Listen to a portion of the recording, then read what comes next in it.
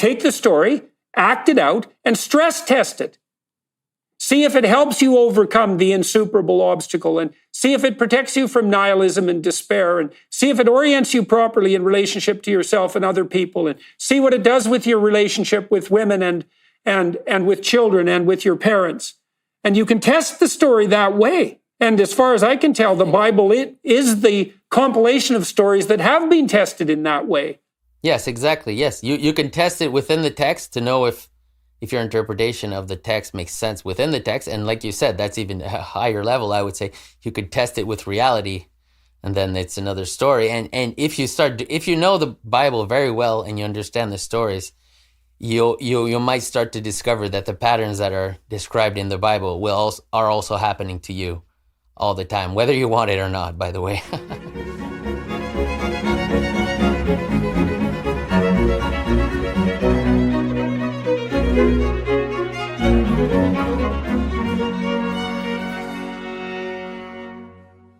Hello, everyone. I'm extremely pleased today to be engaging in a discussion with Mr. Matthieu Pageau, who is the brother of Jonathan Pageau, whose name may be familiar to many of you who are watching and listening. And if it's not, it probably should be. Matthieu Pageau lives in Quebec, Canada.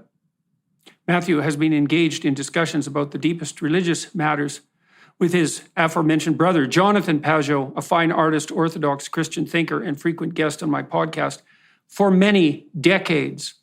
On Matthieu's side, these discussions and the accompanying thoughts resulted in the production of his 2018 book, The Language of Creation, Cosmic Symbolism in Genesis, a commentary, which we are going to walk through today. That book manages the difficult combination of extreme depth and extreme clarity.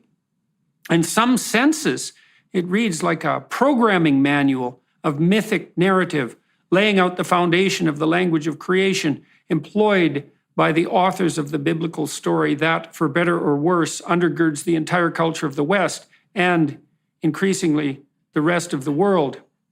I hosted Matthieu once previously on my podcast, although as a consequence of my recent illnesses, I don't remember that at all, but I am extremely pleased to welcome him back again today.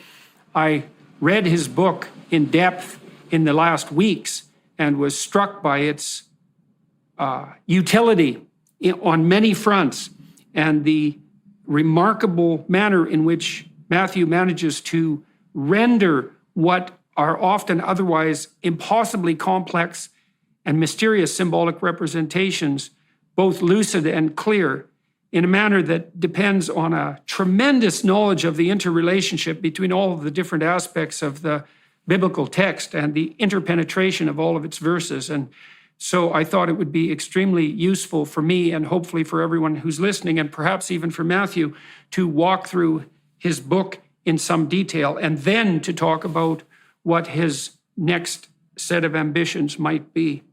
And so, welcome, Matthieu. I'm very much looking forward to talking all of this through with you. Yes, thanks for having me. Thanks you for that great introduction. Oh, my pleasure, my pleasure. It was really something to read your book. It's not like any other book on religious thinking that I've encountered. I'm very familiar with work by Mircea Eliade and Carl Jung, and they're much more tilted towards the imagistic and technically religious side and become symbolic and narrative in some way that's akin to, say, Nietzsche's Thus Spake Zarathustra. They're more on the poetic side of things, but your work is oddly positioned, in the best sense, on the rational and a propositional side, even though simultaneously it manages to lay out the symbolic grammar of the entire biblical narrative and really the entire narrative. And so maybe you can start by introducing some of that. Your book has 6 parts. I'll just go through them and we'll start with part 1. Part 1 is salvaging creation from the scientific worldview. Part 2 is heaven and earth in biblical cosmology. Part 3 is heaven and earth on the human scale. Part 4, time and space in biblical cosmology. Part 5, time and space on the human scale. And then part 6, transcending the scientific worldview. And in part 1, you juxtapose the scientific worldview with the biblical worldview and make a strong case, well, I would say for the utility of both, but you make a strong case for the utility of the latter, the biblical narrative, and then attempt to outline what it's attempting to accomplish. And so maybe you could give us a bit of an intro to that. Yeah, so basically what I was attempting to do in the first part of the book is move away from a materialistic worldview towards an ancient worldview where meaning is at the center of everything. So basically, logos is the driving force of everything. Whereas in a materialistic perspective, it's about, like I explained in my book, it's just about understanding how things work, basically, how things function. And the other perspective is pretty much the opposite of that. And we've completely lost, I think, the other perspective in many ways. So it was relegated to the artistic domain. That's basically what happened. So it still is out there, but for people who are more rationally minded, it's not satisfactory. To me, it wasn't, at least. I enjoy a good painting, but my mind is not satisfied with that. I need something more precise and concrete and also usable. Yeah, well, your work is predicated on the idea that that the act of cognition and perception is a consequence, and correct me if I'm wrong, of something approximating simultaneous top-down and bottom-up processing. And so the top-down processing is something like the imposition of a structure of order on the multiplicity of the world. And that order is implicate, it's intrinsic to being itself, and it manifests itself to us psychologically and existentially and phenomenologically, let's say, in the sense of meaning that imbues our perceptions and actions if we're acting in proper accordance with the hierarchy.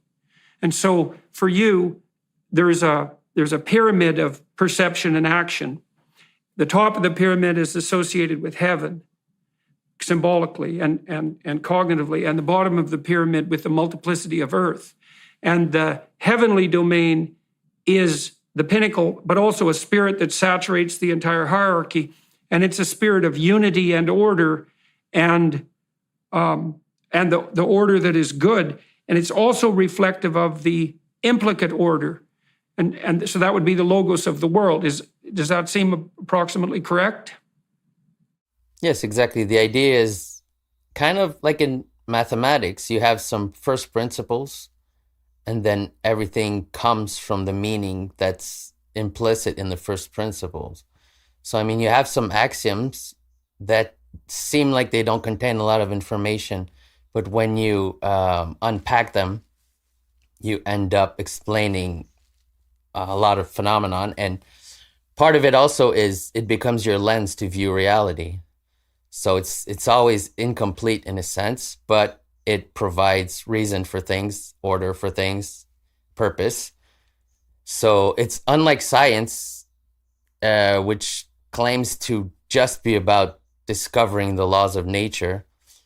It also has a purpose. It imposes a purpose on reality. It doesn't just claim to explain phenomenon. There's a difference. Well, and the thing that I think is so relevant in all of that, the prime issue of relevance is the issue of what John Vervaeke, the cognitive scientist, has been calling relevance realization. We have the problem of what to focus our attention on. And that's actually an unbelievably pervasive problem and a deep problem, because there's an infinite multiplicity of phenomena that we could attend to and combinations of phenomena that we could attend to in such massive numbers that it's very difficult to understand how we don't become overwhelmed. And the way we don't become overwhelmed is that we impose something like a point on things. And a point is the point of our perceptions and the point of our actions. And the point, in the ultimate sense, is also the ultimate thing towards which we're striving. And that ultimate thing towards which we're striving is, as far as I can tell, elucidated in no small part in the biblical cosmology, because it's an attempt to lay out the characteristics of the spirit that would orient us towards the highest good as we go about our job of perceiving the complex world and acting in it. And so, I mean, part of the revolutionary element of your thinking is that even our confrontation with the material world per se, and our ability to derive the facts upon which a materialist worldview is hypothetically based, is dependent on an ethic of perceptual prioritization and action that's described in the biblical cosmology and in mythic narratives in general. And so it's a priori. It exists prior to the act of perception that even enables us to make contact with the material world. Yes, exactly. We have some spiritual principles that we're often not aware of. And then the reason we're not aware of them is because they're extremely simple. So sometimes we can't see things because they're too complex and they appear to us as darkness or clouds. But when things are too simple, we also don't see them for a different reason. It's like they're transparent. We don't even see their existence, basically. Those seem to me to be the axioms upon which our perceptions are founded, and they're implicit, right? So they're part of the structure through which we actually view the world. I'm going to read something from your book, okay? And maybe then you could comment on it. The words heaven and earth, as quoted in the verse above, which was, in the beginning God created the heaven and the earth, can no longer refer to what we now call heaven and earth from our scientific viewpoint, the third planet from the sun and its atmosphere. Instead, the archaic concept of earth refers to the lower material half of the entire universe, and the archaic concept of heaven refers to the upper spiritual half. In general, a complete redefinition of cosmic categories like heaven, earth, time, and space will be needed. The implications of these concepts will then trickle down to every level of human experience to redefine all things in the context of the Bible. So I think of your work as a programmer's guide to phenomenology in some sense, is that the world of experience, which is the reality that we know and the only reality we know, has a material half and it has a psychological half that's conceptual. And there has to be a union between the conceptual half, the half that exists in abstraction, and the half that exists concretely. And it isn't obvious that the abstract half is any less real or perhaps any more real than the material half, because the abstractions that constitute the spiritual half are abstracted in part from the patterns that are implicate in the material half. And the material half can't be encountered or made sense of or interacted with or perhaps even brought into being without the imposition of the upper spiritual half. And so the description of the cosmos in Genesis is a Taoist-like description that assumes order and chaos in some fundamental sense and the meaningful interaction between the two. And your claim is that not only is that a more comprehensive description of reality, it's also a necessary description of reality to stave off such phenomena as a kind of corrosive nihilism. Yes, I think that's a good description of it. It's actually difficult to understand the concept of heaven, I would say. I wouldn't even use the word order necessarily, although I understand why you use that word. It's hard to find an adequate word for it. And similarly, the earth, I also have trouble with the word chaos for different reasons. And I also understand, though, why you use that word, because I don't really have a better expressions to use. There's always a little bit of something missing in any word that's chosen to describe these concepts. But I'd say the best way I describe it, in my view, is the earth presents itself as a riddle. So in a sense, it's related to chaos in the sense of being unordered, but more in the sense of being meaningless. Because you can have an ordered reality that's still meaningless.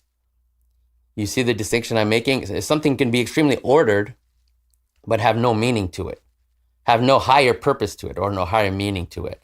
And similarly, something can be chaotic, and you can still see it as a meaningful experience. So, but I understand why you use the words chaos and order. I completely understand. I don't have necessarily better words. Big government continues to spend borrowed money, inflation continues to swell, dragging down our economy, and the stock market has entered bear territory. So what's your plan? Are your assets diversified? I'm Philip Patrick, precious metals specialist for the Birch Gold Group. For nearly 20 years, we've helped Americans diversify into gold, and we can help you too. Did you know you can own physical gold and silver in a tax-sheltered account? We can help you transfer an IRA or 401k tied to stocks into an IRA in gold. If you're skeptical about the trajectory of the economy in the US dollar, then text Jordan to 989898. Birch Gold Group will send you a free info kit on securing your savings with gold. With thousands of satisfied customers, 5-star reviews, and an A+ rating with the Better Business Bureau, we take precious metals seriously. Text Jordan to 989898 for your free info kit. Well, I wouldn't identify meaning with chaos or order either. It looks to me that meaning is actually the instinct that emerges to signify, in your terminology, the proper union of heaven and earth. And I do think that's how we experience it, because when we're engaged in something deeply meaningful, hopefully like this conversation, then we have a sense that everything is in its proper place and in balance, and we lose our self-consciousness and we lose our sense of time. Right? We lose our self-conscious neurotic preoccupations in the immersion in the moment. And there's something that's deeply paradisal about that. And I do believe that that's a reflection of the deepest instinct that we have. It's much deeper than mere cognition or mere semantic and propositional content. Yeah, there's what we want basically, I think, is knowledge, what I call knowledge in my book, which is we're looking for a union of meaning and fact. We're not satisfied with just meaning. We're not satisfied with just things or facts. But then when there's a perfect joining of these realms, that's what we're looking for as humans. That's what I think. Like, that's what we strive for. We strive to understand abstractly things, and then we strive to concretely express them. Like just understanding a concept is not much. And then you have to express it in reality, in concreteness. And you even have to experience it. So I think this is something that's a little bit missing in science in general, like modern science. The concept of experiencing knowledge, for personally experiencing a principle. So it's always about describing the outer world. And even when we talk about ourselves, we're describing it as if we're looking at ourselves from a detached perspective. It's interesting because there are people who've objected to that characterization of science quite strenuously. I mean, Thomas Kuhn, for example, spent a lot of his writing in his work on scientific revolution insisting that much of science was in fact an embodied practice, as a practice rather than as a result, right? Because the result might be a description of the objective world, but the practice itself is something like the seeking of truth in relationship to some orientation to the higher psychological and communal good. And so it's embedded inside something that has to approximate a religious ethic. Otherwise it's pointless. And otherwise the scientists themselves wouldn't be motivated to pursue it, because there's an infinite set of dead facts, but there's a finite set of living facts. And the living facts grip even the scientist. And the scientist, this is also relevant to something that you talk about in the book. You talk about, we'll jump ahead a little bit, I guess. You talk about the distinction between a stumbling block or a stumbling stone and a foundation stone. And one of the things that's very interesting about scientists is that they assume the existence of a transcendent object outside the domain of their ordered presuppositions. And then what they search for is the stumbling block or the anomaly that will falsify their presuppositions on the assumption that that relationship with the transcendent object will be corrective, that it will expand the domain of knowledge, and that it will be something to pursue in the pursuit of the psychological good and the common social good. I thought the stumbling block and foundation stone discussion was particularly brilliant, by the way. Yes. I think what you were saying before about the practice of science, I think that's how I view it now. What is similar to ancient cosmology in what we do today is the practice of science, not the result of what we find practicing science, but the practice itself is analogous to a traditional worldview. Like what you said, you have some principles that you try to see in the world. So that's your scientific theory, right? And then you expect to have some obstacles to your theory. And when you find obstacles, you don't necessarily get discouraged. You see it as a possible way to grow your own theory, to make it even more inclusive, to make it even more explanatory. So that process, that is what the Bible is talking about, that very process. And you refer again to, in the beginning, God created the heaven, spiritual reality, and the earth, corporeal reality. And then you quote Genesis 1:2. The earth was confused and meaningless. Darkness was on the face of the deep, and the breath of God hovered over the face of the waters. God said, "Let there be light," and there was light.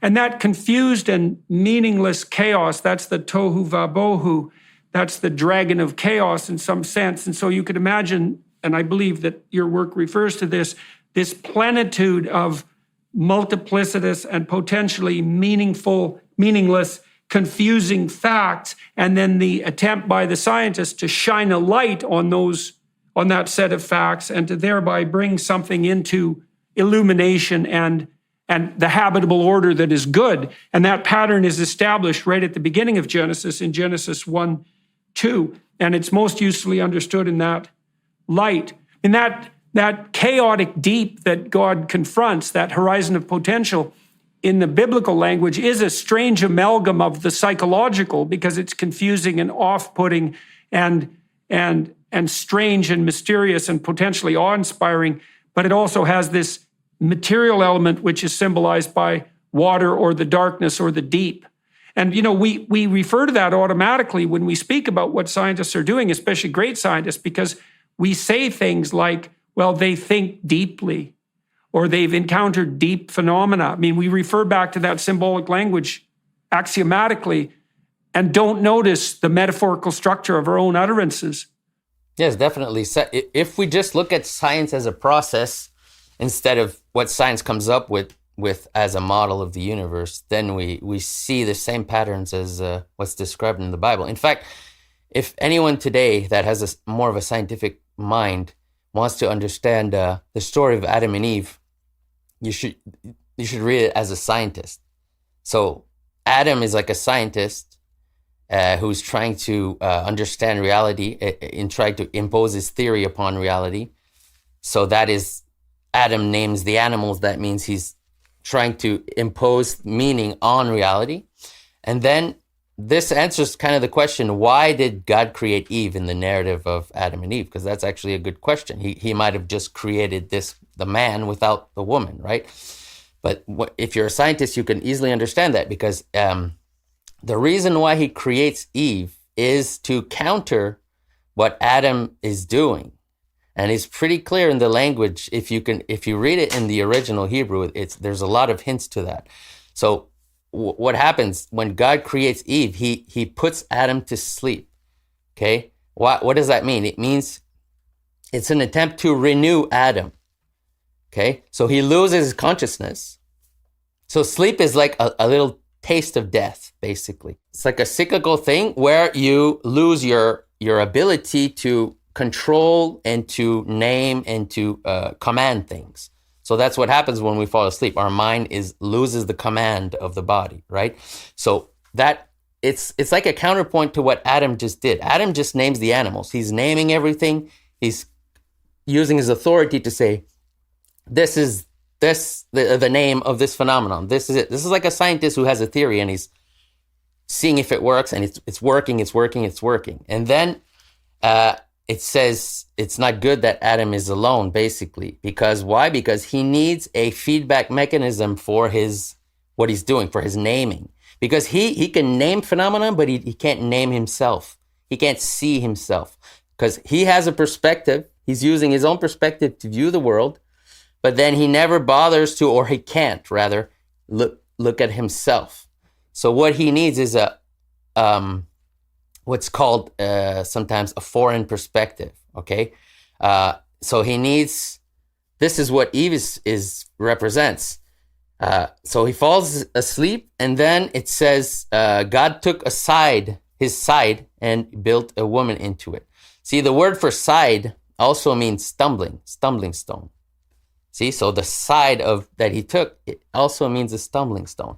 So that is exactly what it is. But it's a good stumbling stone. And this is very important. Well, Ben Shapiro told me that the original Hebrew for what's translated as helpmeet in the King James Version is actually something like beneficial adversary. It's because it says God created a help against him. That's literally what it says, a help against him. But obviously, the purpose of God creating Eve is not to destroy Adam. This is a pretty obvious thing. But because if we look at the narrative and we give importance to each of the events, it starts with God saying, don't eat from the tree of the knowledge of good and evil, or you will die. And then right away it says, it's not good that man is alone. So you see, it's directly related. The creation of Eve is related to the fact that he just told him, don't eat from the tree of the knowledge of evil or you will die. And then, okay, Adam names all the animals, but he doesn't find a help as his opposite. You see, he doesn't find his opposite. He needs his opposite to see himself. That's the idea. He needs like a mirror to look into where he sees an inverse image of himself. So the left and the right are flipped. Women really do, and this would be associated with their association with the serpent in the Garden of Eden, as well as women really do provide a critical mirror for men.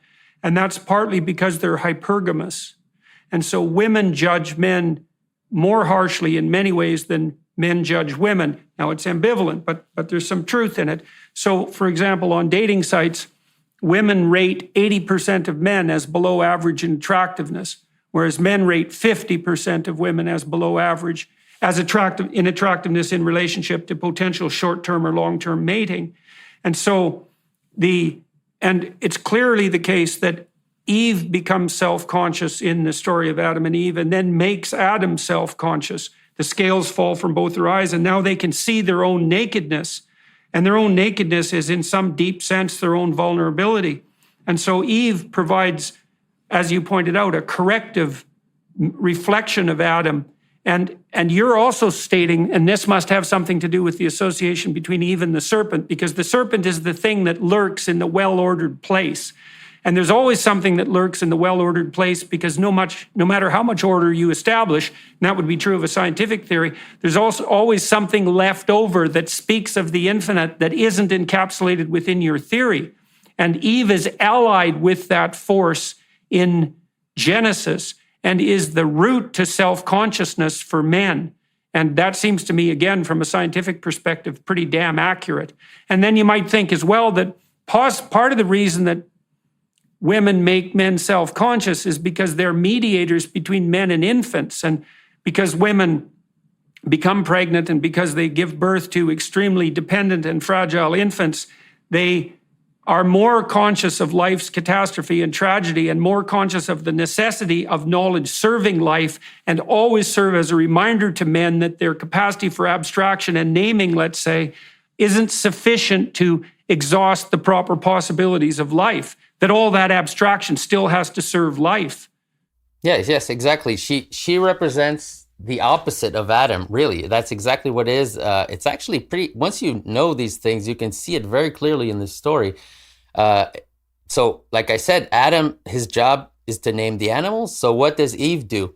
She listens to the animals. That's one way to see it. So why is she talking to the snake? this is a question nobody asks themselves, which is interesting. People sometimes say, wait, why is this snake talking in this story? Because that's obviously an anomaly. I mean, snakes don't talk, right? So why is this snake talking? But the real question they should be asking themselves is, how can Eve understand the snake? How does Eve know how to understand what the snake is saying? Because that's what Eve has. Adam, it has the ability to name the animals. So this is what you are, this is what you are. And it's a general, it's a way to symbolize the general idea of assigning meaning to things or imposing meaning upon things. And what Eve does is she does the opposite. She mediates with the earth. That means with matter that has no meaning or that has not been given meaning. And also with things that Adam has named, but that are not satisfied with the meaning that Adam has given. So we can actually think that that's what the snake is up to a little bit in the story. So it represents basically, so we can say Eve is mediating the perspective of the earth or of nature.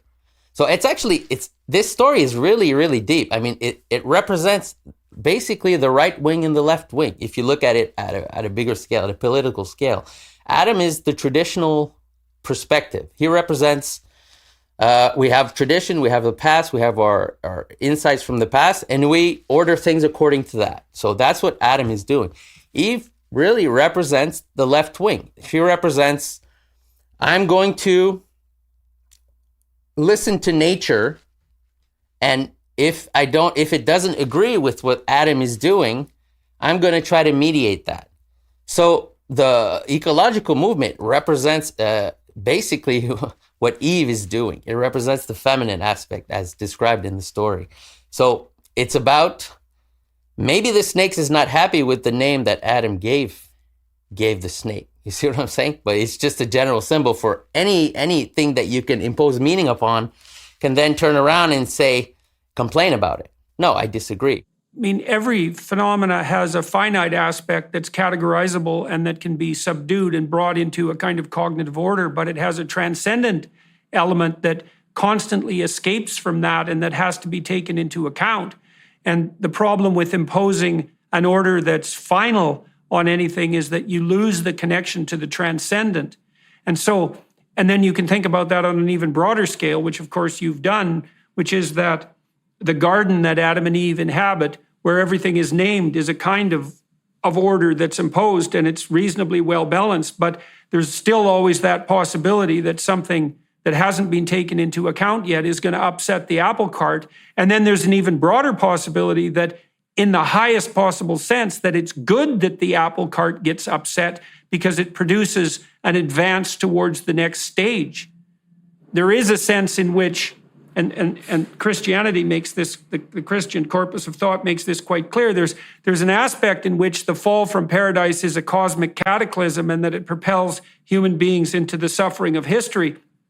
But it's also the precondition for the emergence of the higher order that's symbolized by the voluntary sacrifice of Christ as a culmination of the entire biblical narrative. And there's some implication there that to become innocent once again, like we were in the Garden of Paradise, but to be self-conscious and knowledgeable as adults at the same time, is actually better than the kind of unconscious paradisal state that we inhabited before we became self-conscious, let's say in the Garden of Eden. I think it was T.S. Eliot who said something like, we need to return to the beginning and know the place for the first time. And that's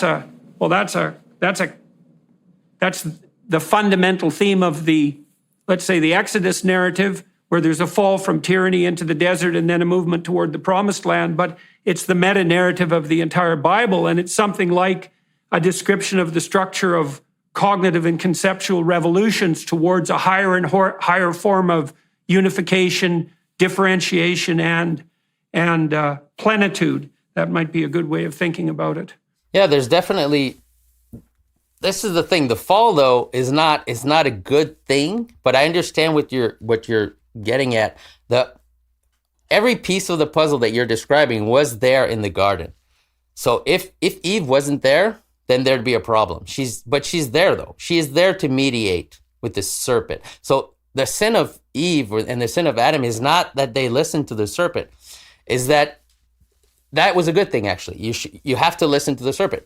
But the serpent tricked them. That's the whole thing. And how does it work? I mean, there's certain facts or certain puzzles that we don't have the ability to solve yet. Okay? And then when you try to integrate those facts into your system, but you don't have the ability to solve them yet, then it causes some problems. Because once you have inside of you or inside of your system something that is against you, but not in a good way, like I was talking about Eve. Eve is like she represents something like the curse that's good for you, the curse that loves you, right? She criticizes, but she loves her husband. So it's a loving criticism. It's a loving complaint. But that's extremely dangerous in a sense, because you can also encounter the curse that wants to kill you. And this is often something, I mean, you don't want to have your enemy, integrate your enemy inside of you if you don't have what it takes to give him an identity that he'll accept. So this basically is, if you want to take it as a scientist, a good example of this process would be the difference between like Newton and Einstein. That's actually, to me, that is an example of the story of Adam and Eve. Because Newton is like Adam, okay? He just names everything according to his theory. It all works. Great stuff, you know, it's like a revolution. It's still a revolutionary way of thinking that he's obviously a genius. I mean, he figured out simple laws that explain vast amounts of phenomena. So that's pretty amazing. But then Einstein comes along and says, he puts the mirror basically in the theory of classical mechanics. And he says, where are you in the theory? So that's the mirror, the feminine mirror. Look at yourself. Look at yourself. So what does Einstein do? He says, basically, all these categories that we're creating classical mechanics, they all think they operate from a point that's outside of reality. So, but then he says, look, you're also in reality. So your concept of simultaneity is false, because you think you're not part of the things that are moving, but you are actually one of the positions that's also potentially moving. So you have to define things considering yourself as part of the reality that you're explaining, right? So what happens is all the categories that of classical mechanics that are important, such as speed, distance, simultaneity, things like that, they all get warped. They all get warped because now you're in the system.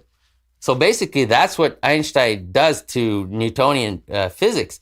He forces the perspective to be in the system that they're looking at. So that's like a cyclical view of yourself, right? You're looking at yourself in the mirror now, and then it transforms all the equations in a way. And this is why this is a good thing, because he was able to find an equation or a formula that included Newton's physics. It didn't totally dismantle it and say this is worthless. Right, it integrated it. Added a little something. Yes, it added a little something so that Newtonian physics is a special case of the other physics that he found. Well, that's what Jean Piaget said happened to children during their cognitive revolutions, is that, and that's why there's progress in science and conceptualization contra some of the more simplistic interpretations of people who read Thomas Kuhn, is that each successive theory accounts for everything the previous theory accounted for, plus something additional. And so now you said something that was quite mysterious and sideways that I want to refer to. You said that Adam and Eve were tricked by the snake. It wasn't that they listened to them, that they were tricked, and that you associated that with premature conceptualization. So let me riff on that for a second. So one of the things that's really bothered me about the postmodernists, more than anything else, wasn't the problems they posed, it was the solutions they generated. And so the postmodernists were among the first thinkers to note that there was a real mystery bedeviling perception, which was, how do we make sense of the multiplicity of facts that constitute the world, or that constitute even the entire corpus of the potential interpretations of a given text? And they investigated that and thought, well, we don't know how to make canonical sense out of even a single text. And we don't know what to do about the fact that we don't know how to do that. How do we rank order the importance of texts or facts? And that was a stroke of genius, because that is a key question. But the prideful error was the presupposition that was smuggled in under the guise of a kind of neo-Marxism, that the way that we solve the problem of perception is through the imposition of power, and that our perceptions, all of our perceptions, serve nothing but compulsion, self-interest, and power. And so the question was formulated properly, but the answer was literally Luciferian, which is the spirit that orders the world is predicated on nothing but the imposition of compulsion and power. And what I see happening with you and Jonathan and John Vervaeke in particular, and my work bears on that, and so does Ian McGilchrist's, and there are others, is that no, the lens through which we see the world is an ethic, and that ethic is described in stories, and the fundamental foundation piece of the stories through which we view the world is biblical, and the biblical corpus has a language of symbolic representation and grammar that you're outlining in your book. So what do you think about that response to your proposition? Well, I just wanted to say something about what you said, which is really important. You said, because I think what we have to understand is where the difference lies between the good curse, which is what Eve was supposed to bring, or a taste of death. Like I said, Adam was put to sleep in order to bring forth Eve. That's a taste of death, but it's not death. So what's the difference? Kind of like the example that I gave about Newtonian physics being transformed by Einsteinian physics is, I put you to sleep a little bit. This is when Einstein is like, look at yourself in the mirror, and then it seems like your whole physics is going to crumble for a little minute there, right? It looks like you're finished. I'm going to replace completely. But then, it's a little tweak. And this in biblical language is called a woman crowning her husband. That's the name of it. It means there's a little bit of transformation that was done, but it's not a lethal transformation. It's a transformation that puts something above the head. So the head is the first principles that are used, or the perception that was used in the first place. So it creates something above that, and that opens up the theory to explaining even more, but it doesn't destroy it completely. I mean, you can look at it politically too. It doesn't have to be just like scientific examples. You can look at it politically. If the left says, for example, the left, what's basically the purpose is the same as Eve. It's to listen to the marginalized. So what are the marginalized? The people who are maybe not satisfied with the names or the identity or the function that they were given. So she listens to the marginalized. They're the serpents on the edge. Yes, exactly. So yeah, she listens to the complaints of the marginalized, and then she tries to formulate some slight modifications without destroying completely. I mean, you don't want to marry your enemy. You don't want to join with your enemy. That's when all the problems start. If you join with your enemy, Eve is not Adam's enemy, but right. she can be. When she's fooled by the snake, then she becomes, she's a feedback loop of knowledge. And what happens, how do you know the difference? See, that's the thing. You said it before. It was a preemptive attempt to eat from the tree of the knowledge of good and evil. And this is actually interesting, by the way. The word that's used when Eve says, I was tricked, the word means lending on credit. So see, it's the meaning. All the meaning is there. A couple of things here. I want to quote something by Alfred North Whitehead. The purpose of thinking is to let the ideas die instead of us dying. And so this idea of a salutary minor death is extremely important, because even biologically, as we progress through time, our cells and our structures are dying optimally to maintain their vitality so we don't have to die completely. And it's definitely the case that psychologically that you can make minor correctives when you hit a stumbling block that help you reformulate your theories without having to become pharaonic and tyrannical and then have everything burn in a conflagration that you might not survive. And so there's an optimal level of correction. And I think that's also manifest in the experience of optimized meaning, because what I think meaning does signify is information flow that's optimally corrective without being pathologically destructive. And that's a very deep instinct for adaptation. And so then let me finish that by trying to clarify something you just said, which I think is of crucial importance. So do you believe that the trick that Adam and Eve fell for that was presented by the serpent was the presupposition of a comprehensive knowledge because of the taste of the fruit of the tree of good and evil, the presupposition of a comprehensive knowledge, a prideful presupposition of a comprehensive knowledge while still in a state of insufficient ignorance? Is it something like the presumption of personal omnipotence? I would say it's something like it's like I said before, what you want to avoid is joining with your enemy. It sounds like it doesn't say a lot, but it says everything. Because when you join with your enemy, once you're united to your enemy, then you fall into a paradoxical realm of cyclical cannibalism and things like that. If you read the story, most of the stories in the Bible are about that, actually. If you read the story of Samson, that's what the story of Samson is really about. It's about Samson joins with his enemy. He falls in love with his enemy, okay? He always wants a foreign woman, but that's also his enemy. And he doesn't make the distinction between a foreign woman that loves him, and that's actually not his enemy, and just a foreign woman that hates his guts. And he falls for the ones that hate his guts.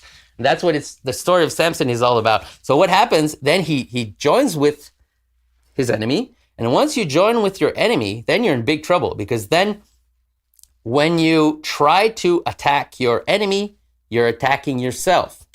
So you're now in a cyclical pattern of self-destruction. And that is what the story of Samson is all about, because and at one point he figures it out near the end. He figures out the whole mystery of it is once you join with your enemy, then if you kill your enemy, you kill yourself. Okay? And other stories in the Bible are about that very problem. But then at the end he figures it out, and he figures out and he says, okay, if that's the case, then if I kill myself, I also kill my enemy. And that's the conclusion of this story of Samson. He basically kills himself. He makes the pillars fall, and he knows very well he's going to kill himself. And the conclusion is, but he killed more of his enemies. Okay? The idea is, it's about a pattern of overreaching. Yes, it's overreaching. Well, this is what I was saying before. When it says that the snake tricked Eve, the word it's used is lend on credit. The reason is because when you buy something on credit, it means that you obtain something that you can't cover. Okay. So let me ask you about that then. So then, what that made me think was that, well, there's the tree with the fruit of the knowledge of good and evil hanging from it, and there are elements of that we can ingest safely. But the snake is not one of them, even though the snake's in the tree. And what that would mean, so we should be eating, in some sense, the low-hanging fruit that's actually within our grasp. And if we try to consume, let's say, or incorporate the entire snake, then we do that on credit, and we do that to our own detriment, and that's going to knock us out of a paradisal state of being into the catastrophe of history. That's what happens when you bite off more than you can chew, or that you decide that there's enough to you to face a serpent that's too big. So I'll add one more thing to that. I've been thinking about this lately.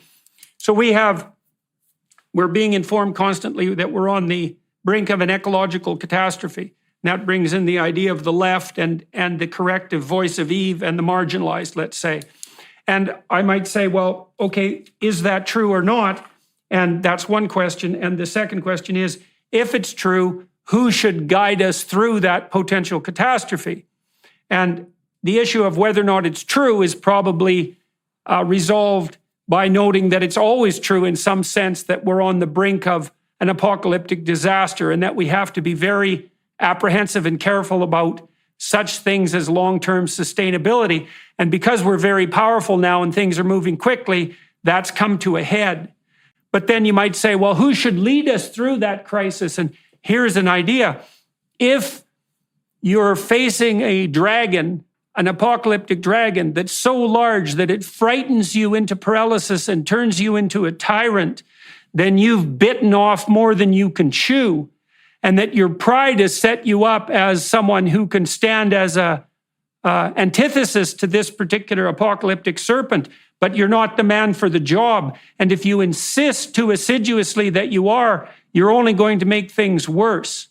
And it seems to me that that idea is analogous to the idea that you're putting forward about the serpent as an inedible fruit in the Garden of Eden. Does that seem even vaguely sensible? Yes. It's always about, like you said it exactly, biting off more than you could chew. And there's an expression in French. I can translate it, and you can tell me if it's also an expression in English. But it's something like your eyes are bigger than your stomach. Right. Is that an expression in English? Yes, it is. Yeah. So, or your reach, like or your you reach exceeds your grasp, and that is a sin of pride. So you think. It seems to me that and this is a great mystery as far as I'm concerned, because it's not obvious exactly what the error is in the garden. But you think, at least in part, it's an error of overreach and pride. That makes real sense to me, because it's definitely the case. You know, if we have to encounter the world in a spirit of gratitude and ignorance in order to learn, then the thing, and to learn optimally, which would put us in that meaningful domain, then the fundamental spirit that opposes that is something like the spirit of totalitarian certainty about the fact that we've incorporated the entire serpent. And that's what totalitarians constantly presume, is that we've got it right and our theory is complete and there's no exceptions to be allowed. And if you say anything contrary to that, there's going to be hell to pay. You're heretical and you need to be damned and alienated and removed. And maybe that's an echo of that same sin in some real sense, rather than the humility that would enable you to encounter to ingest the proper sized fruit and to contend with the proper sized snake. Yeah. There's two types of sin, let's say, that are really basic, and you can see in this this story or this whole cosmology. One of them is the sin of Adam would be something like not listening at all to nature. Just, I'm going to impose meaning. And whatever doesn't fit can go to hell or something like that. It doesn't matter. So that's one kind of sin. But then there's another kind of sin, which I think we're actually seeing a lot of nowadays. It's Eve. The job of Eve is to provide riddles for Adam. I'm giving you some riddles, right, that you need to solve now. And the purpose of these riddles is to refresh a science. If we're talking about science again, refresh a theory. Show that it's not complete, but in a way that usually doesn't totally destroy it. But you can also do something else. The sin of Eve would be something like, I'm going to give Adam a riddle that can't be solved and see what he does with that. So a problem that can never be solved. Here you go. Adam, solve that. That's how Eve becomes a tyrant. That's how Eve can totally dominate Adam by making him go through a labyrinth that doesn't have an exit. And he's stuck in there forever. Maybe that would be reflected biologically in the potential proclivity of women to set standards for men that are so high that no productive union is actually possible, and to never reward attempts to move towards the good because it deviates insufficiently. It deviates and indicates insufficiency in relationship to this unobtainable ideal. Because Eve has to be judicious and selective, but she has to make allowances for a human frailty that's on the same scale as her frailty. Yes, if Eve loves Adam, or if the left wing, let's say, if we say the left wing is like Eve, which it is, if it loves its country, the goal is not to destroy the country. If the left wing starts to talking about completely changing a founding document or the Constitution or all the laws, or bringing in anyone that wants to come in, even if it's our enemies, you don't go to war with a country and then bring them in. That's a recipe for disaster. It's an obvious recipe for disaster, and anyone who engages in that, I think, is being tyrannical and has a purpose that's nefarious, and they want to destroy the country or they want to destroy whatever organization. I mean, you create, anything you create is limited in a sense. And if you think you can bring in all the floodwaters it doesn't make any sense unless you're trying to destroy it. And this is how you tell the difference between Eve and Eve that's tricked by the serpent. Eve, when she's tricked by the serpent, she thinks she can integrate absolutely everything, but it's a trick. Everything at once, instead of sequentially yes, and incrementally. Everything at once. Yes, not incrementally. That's always the problem. That everything eventually can be integrated, but then if you do it too quickly, that's when you join with your enemy. And then you're screwed. And then after that, you're in a deep, deep trouble. Okay, well, so I've been thinking about that on the environmental front too, because it seems to me that that's exactly what we're trying to do right now, is we're trying to solve the problem of sustainable economic development in an emergency crisis instantly, right now, for all time, or else. And the consequence of that is we're trying to integrate way too much at once with our totalitarian presumption that we already know what to do. And in doing so, we're going to bring about the very catastrophe that in principle we're trying to avoid. Yes, exactly. It's absolutely what's going on, I think, today, is we want to create, well, when I say we, I'm not talking about myself, but somebody somewhere wants to create a totalitarian government or a world government or whatever we want to call it. It doesn't really matter. Something that includes everything. And they're real anxious to do it and real fast. And that's the end problem. You want to do it faster than you can handle it for whatever reason. I mean, who knows what the reason is? Well, because you just don't know enough. I mean, the thing about integration, so here's another way of thinking about it. You tell me what you think about this. So I've been toying with this notion, is that one of the hallmarks of inappropriate public policy is the use of compulsion. Now, I would say compulsion should be restricted to cases of severe criminality and psychopathy, to that tiny minority of people who just cannot play fair by any rules whatsoever. And perhaps if they were told the right story in the right way, they'd play fair too, but we don't know how to do it. But under normative conditions, if you have to use compulsion to impose your vision of paradise, then it's not an adequate vision of paradise. It isn't motivating and it isn't integrated. And so when our politicians are doing things like driving up the cost of energy so that people who are poor will suffer, so that their vision of utopia can be brought in hastily, it seems to me that they're committing this same cardinal error.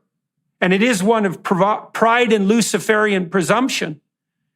And maybe that's also part of the temptation of the snake, right? Because the snake is associated symbolically with the Luciferian intellect and pride, and also with the force that wants to overthrow the heavenly hierarchy, that thinks it can replace it in this Tower of Babel sense. Yeah, the snake often, usually what it represents, you're not wrong though, but maybe to add to that, the snake usually represents something like a perspective that's close to the earth, something like matter, the perspective of matter. But it's basically the perspective of that which is furthest from the meaning that was given to things. Right. So I mean, in any system, you have things that get pushed to the margin. So that's the fringe perspective. Yeah, and you can view it at different levels. I mean, the ecological movements are that because they represent nature. They claim to represent. It doesn't matter if they really are or aren't. That's what they embody. They embody a mediation between nature and civilization. So they're basically taking the perspective of nature and saying, okay, don't go too far with your civilization dominance, because there's nothing wrong with civilization, but obviously you can go too far. But you can also go too far in the other direction. You can start saying things like, we can't have any human activity anymore. That's bad because it harms nature, That's the other sin from the other direction. Yeah, well, and I think the other sin there is that we can't have any more human activity because it harms nature by the ethical preconditions that I've adopted in relationship to my worldview and am perfectly willing to impose by force on others rapidly and in an emergency panic. Yeah, the emergency is a big part of it. Well, I'm looking at what's happening, for example, with the Dutch farmers. And the Dutch farmers are among the most sophisticated farmers in the world, assuming that they're not the most sophisticated, which they might be. And now they're having these edicts from the nature worshipers forced upon them. They're not being consulted with. They're not being brought in. They're not being integrated into the game. there's an imposition by force of a particular vision. And one of the consequences of that, apart from the devastation of their livelihoods and the destabilization of civil society, is going to be a radical increase in the cost of food, as well as seeing simultaneously on different fronts a radical rise in the cost of energy.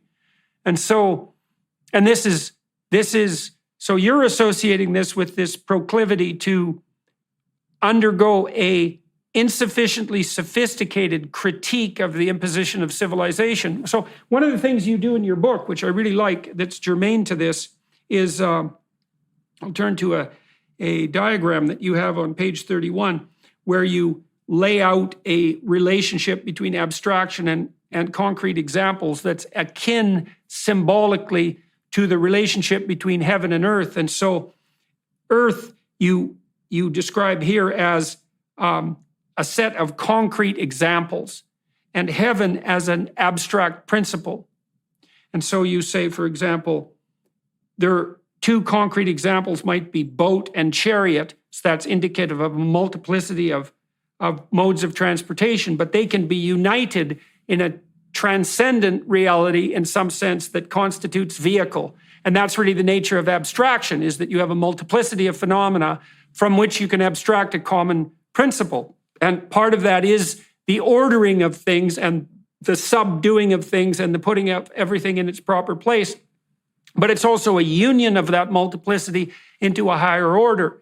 And your comments about Eve, and I've noted this, I would say, in my own marriage, is that imagine that I have a conflict with my wife that's akin to the kind of conflict that we're just describing, and we want to mediate that conflict. And one way is for her to submit to me, and another is for me to submit to her, and a third is that we can compromise, but a fourth is that as a consequence of the dialogue between us, which would be the masculine proclivity to impose order and the feminine proclivity to speak for chaos and multiplicity, we can come up with a third solution that transcends both our problems and that offers a union that's preferable to compromise and certainly preferable to slavery and submission. But that would involve a full dialogue, right? And a bringing together of all the concerns into a true higher order that did account for all the multiplicity. The pattern you just described, if anyone wants to understand the stories in the Bible, it's always the same pattern being repeated over and over. You just have to be able to look at different scales of it and just get used to thinking fractally. This is something I think is completely lost. There's a way to see things in a fractal way where every piece of a story expresses a certain pattern and the whole thing expresses a certain pattern. It's very easy to get lost when you do that, but it's basically very simple. Like any story in the Bible, you can use the pattern you just described. Any story in the Bible, you can use that and you understand it basically. So I guess that would require some examples, but... Well, let's use the examples of the cherubim. So maybe you could elaborate, because I found that. Let me just read something from the tetramorphic cherubs from Ezekiel 1. And I found this part of your discussion particularly illuminating, because I had no idea what the cherubs represented. And as far as I can tell, they're something like the monstrosities that exist on the fringes of cognitive and perceptual categories. And they're part of the support mechanism for the divine unity that any given category represents. And so I'm going to read this, and I'll read a bit of your commentary, and then maybe you can comment on it. This is Ezekiel, as I was among the captives by the river Chebar, the heavens were opened, and I saw visions of God. A stormy wind came from the north, a great cloud with fire flashing up. From its center came the image of 4 living beings that looked like the image of a human. Each cherubim had 4 faces, a human, a lion on the right, a bull on the left, and an eagle. Over the heads of the living beings was the image of an expanse, and it was on the throne, and on it was the image of a throne, and on the image of the throne was an image that looked like a human. Ezekiel's vision is the perfect example of a narrative that seems cryptic from the wrong perspective. Conversely, in proper context, cosmic categories like thrones, cherubs, and wheels are just as fundamental as space, energy, and time are to materialism. The tetramorphic cherub described in this vision is an obvious example of the symbolic template that we just described. At the top of the structure, the eagle flying in the air and above everything and capable of great vision, by the way, the eagle represents a spiritual or heavenly principle, which is too abstract to be grasped without tangible expressions. At the lower end, the lion-bull duality represents the corporeal or earthly basis that provides concrete support for that principle. At the center, the human is the knower that unites spiritual and corporeal realities. Even though these living beings might seem random at first glance, they perfectly describe the inner structures of this cosmology. As a prophet, Ezekiel was using this symbolic language to describe the very process of obtaining divine knowledge. There's a tendency when we want to interpret symbolism to focus on the weird stuff, right? Because when you see something in a story, it seems weird, it seems unusual. We have a tendency to want to interpret it symbolically, because we don't want to imagine some kind of weird chariot with animals in it. You know, we have a tendency to immediately say, okay, this is symbolic of something, right? It's like a dream. But yeah, it's like he's seeing the categories of he's seeing the metaphysics directly. That's what it's all about. That vision. He's describing the process of the visions of a prophet. He's not even describing his vision. He's describing the process of how he got to the vision, which is, I don't think there's any other place in the Bible where we see something like that. Maybe in Elisha, maybe. He describes the process through which he gets the vision a little bit, I think, if I remember correctly. But it's entirely different to describe a vision and to describe the process that brought you to the vision. And the chariot he's describing the very process of a prophet. So we got like a special glimpse into his world there, which I think is a very interesting thing. Right. So we get a case there with this vision that the visionary is apprehending the structure of the structure through which structure is viewed. Yes, exactly. That's a vision of the heavenly structure in some real sense. And so that made me think, you tell me what you think about this. When I read this section on cherubs, I remembered that when God chases Adam and Eve out of paradise, he puts cherubim to guard the gates of paradise, and they hold flaming swords. And that's always been a great mystery to me, both the cherubim and the flaming swords. And so then I was thinking about that, and I thought, well, a sword is a tool of judgment and carving. You carve up things with the sword, and you dispense with your enemies with the sword. And Christ uses a sword in Revelation to separate the wheat from the chaff.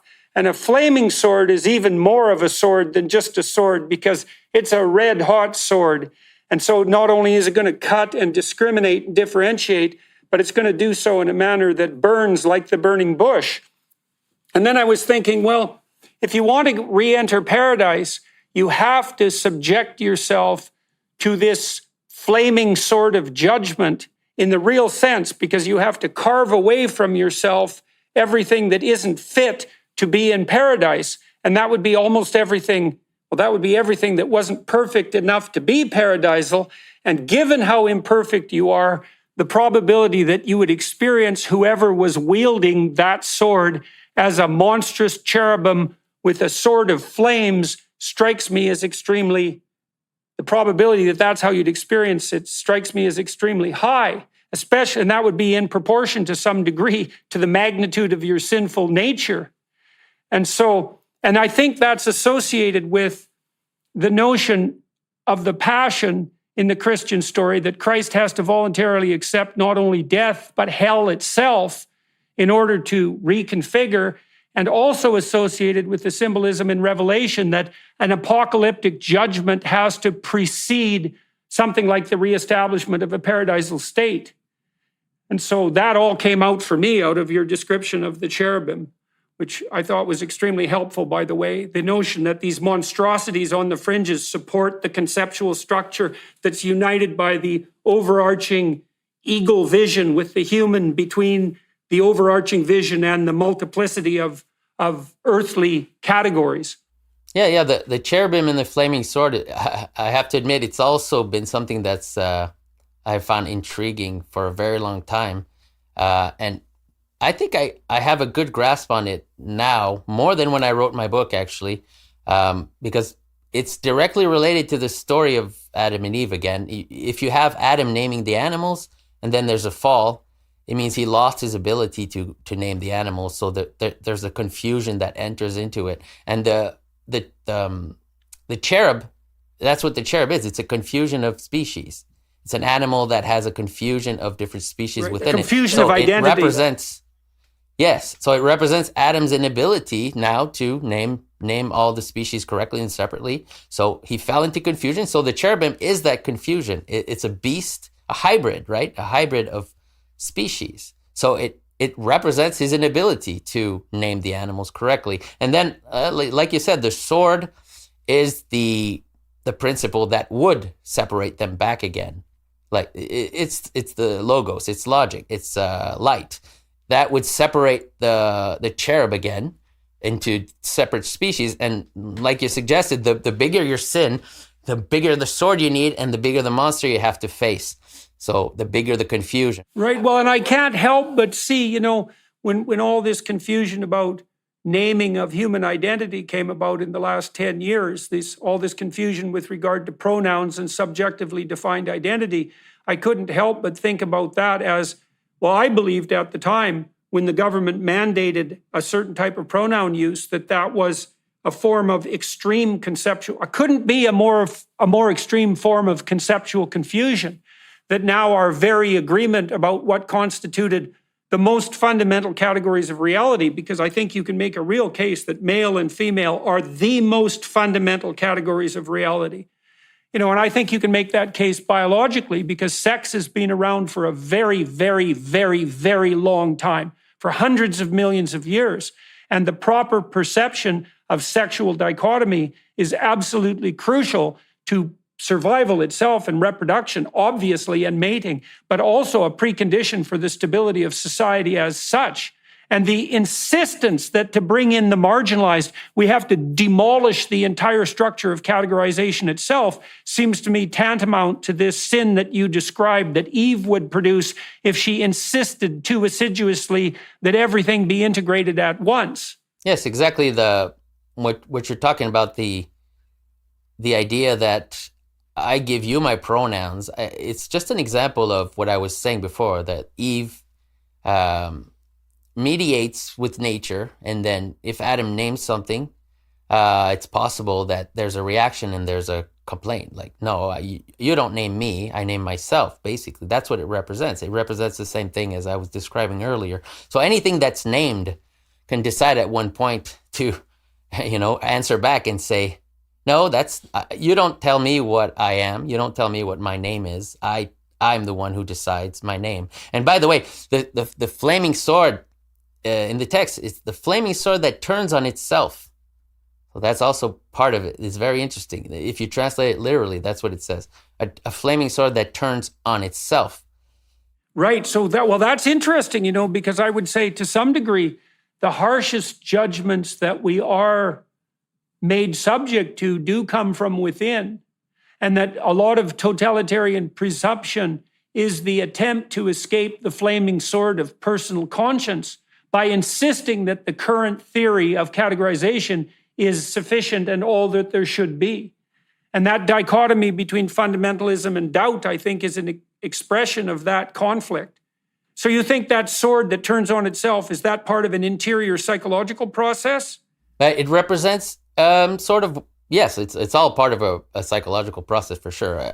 Everything in the Bible has an inner meaning, but the sword that turns on itself is like what I was saying before. The role of Eve is to show a mirror to Adam, and then he sees himself. Okay, but when there's a conflict between the two, when they're enemies, this is when everything's working out, right? And they love each other. But when there's a conflict, then Eve shows the mirror, and it can't be solved. And then he turns, the sword is the logos trying to answer, and he can't solve the puzzle. So he turns on himself. Is that the same as the figure of the Medusa, do you think? the snake-headed woman that paralyzes the man so completely that he turns to stone? Is that a mythological reflection of the same imposition of an insolvable problem? I've never thought about it, but it seems like it's very similar. Yes, it's like an intractable problem that if you look at it, you're finished. Right. It paralyzes you. Well, the thing is, that fear in the face of a formidable opponent, which would be the inability, let's say, to reach a mediating arrangement with nature and the feminine, that's the ultimate opponent in some sense when it turns against you. That paralyzes you, and paralysis is that freezing in place that's characteristic of a prey animal, and that's represented symbolically as turning to stone in the face of the snake-headed woman. Yeah, I'd have to think. To be honest, I'd have to think about it for a while, probably, to figure out what that image means. But I think it at first glance it looks like something very similar to it's like a problem that can't be solved, and then like I was saying before, if you enter a labyrinth that there's no way out, in a way you're paralyzed because you're stuck in the labyrinth. You're never going to go out. So it's a form of paralysis. What you do as a clinical psychologist, especially as a behaviorist, is very much relevant to this discussion, because you might say, well, you need to set someone a problem and a task in order to encourage them to develop. And so then the question becomes, well, what size task should you set them? And there's two extremes to the answer to that question. And one is a task so easy that the person can do it without effort. And the other is a task so difficult that no matter how much they try, they'll never manage it. And what you do to avoid both those errors is you establish a personal relationship with the person that you're trying to help transform. And then you experiment with a range of stumbling blocks until you find one that they're willing to take on, that requires some transformation, that they will in fact implement, and that carries with it a reasonable probability of success. And then you think, well, that is what you should do in your relationship with your wife and your husband, right? You want to set them a challenge that moves you both to a better place, but that's not so burdensome that it's impossible for them to fulfill. And it's absolutely and 100% what you do when you're trying to encourage children to develop, because you put them in the zone of proximal development, which is a term derived from Vygotsky, that signifies the existence of the place where the challenge is optimal to produce cognitive transformation without paralysis and tyranny.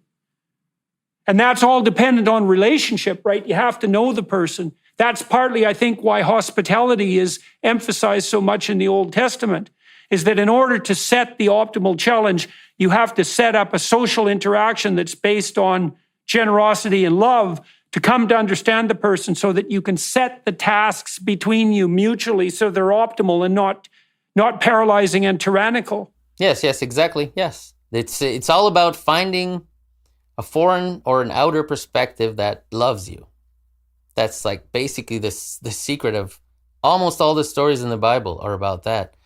And the culmination of that in the Bible, there's like a thread of narratives, which is all about King David, because that's what King David represents in the Bible. He represents the foreign perspective that was brought in slowly and carefully through generations, and then became the power of renewal.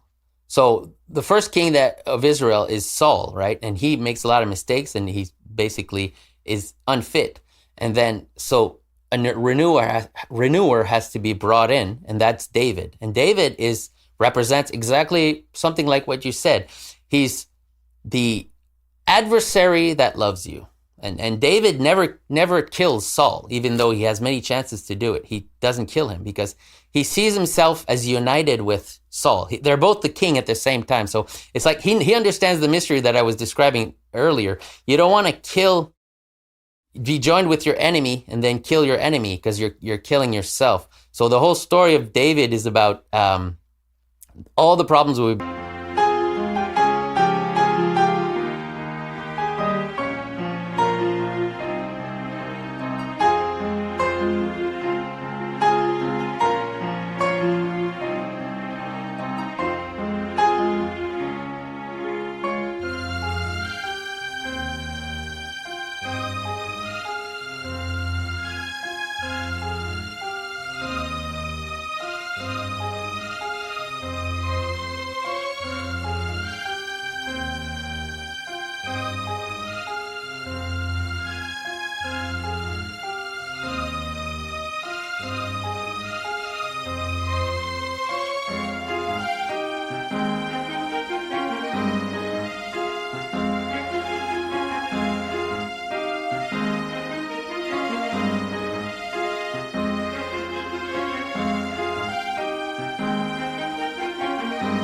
been discussing since the beginning. Basically, it's David is a foreigner that was brought in correctly, slowly through time, and David loves